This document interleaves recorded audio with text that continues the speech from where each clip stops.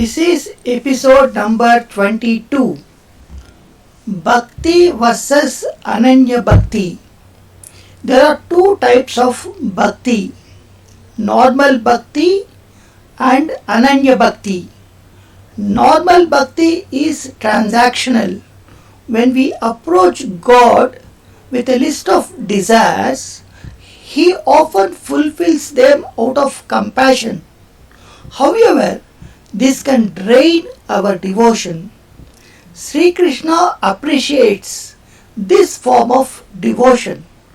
Devotees in this form of devotion shall remain as devotees and do not evolve into jignasu or jnanis. Ananya Bhakti is transformative. The devotees do not seek specific desires but pray for His grace to always be with them and their families. Sri Krishna values this form of devotion and considers it as the supreme. He explicitly assured such devotees that He would care for them by providing what they lack and protecting what they already have. This kind of devotion purifies devotees, helping them to progress as jignasu and ultimately become jnanis. Bhagavad Gita chapter 9 verse 22. Ananya chintayanto mam ye jana paryupasate tesham nichhabhiyuktanam Yogakshemam vahamyaham. Yogakshemam vahamyaham.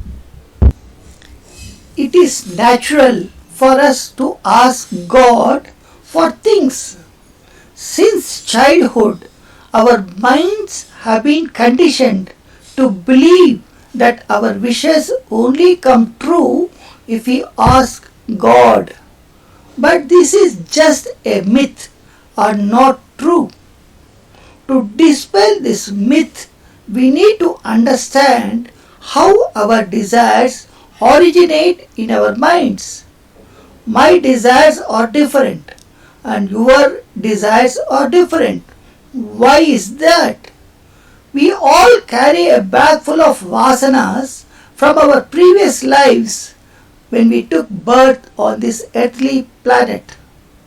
These vasanas are buried deep inside in each one of us, like seeds beneath the soil.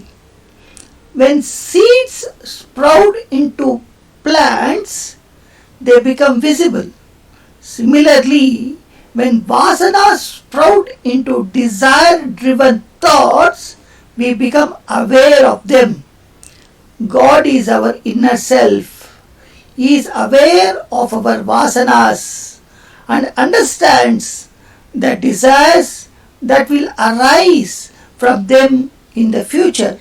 So, when we submit our desires to God, it is like teaching the alphabet to a PhD scholar.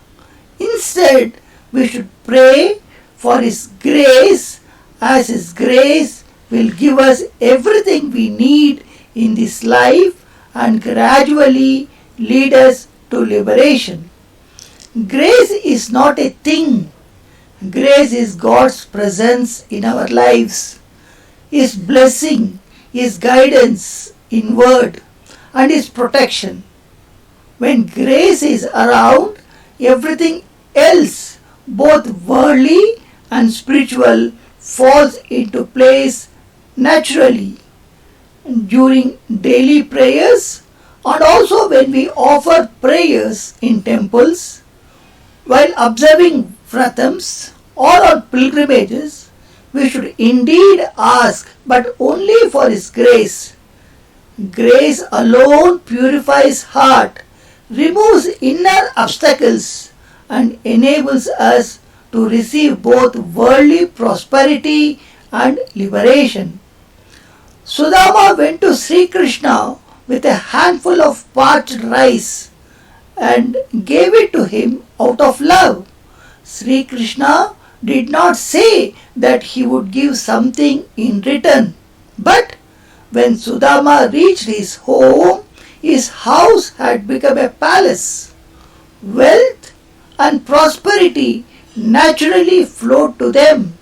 Such is the glory of God's grace. The Mahabharata provides another shining example.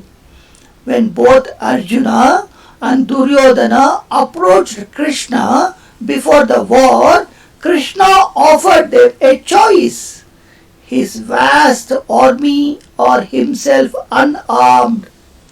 Duryodhana eagerly chose the army, while the Arjuna humbly chose Krishna's presence.